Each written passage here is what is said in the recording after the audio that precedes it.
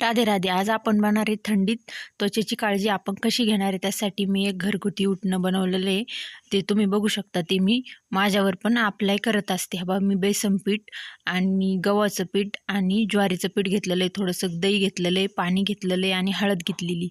आणि दही पुन्हा काळे डाग झुर्रिया झालेल्या असल्या तर ते नष्ट करते, आणि हळद अँटीसेप्टिक असते, त्याच्यामुळं थोडी हळद पण घेतलेली आणि थोडंसं पाणी टाकून हे सगळं मिश्रण ॲड करायचे.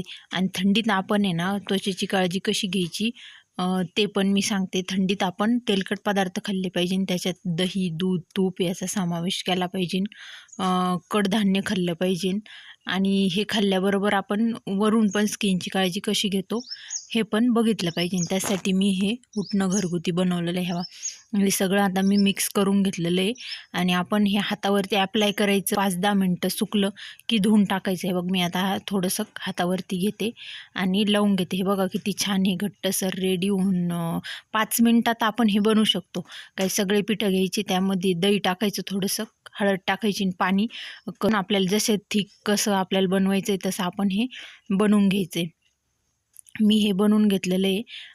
असं मला वाटलं तुमच्यासोबत पण शेअर करावं, थंडीत आपण कशी त्वचेची काळजी घेऊ शकतो.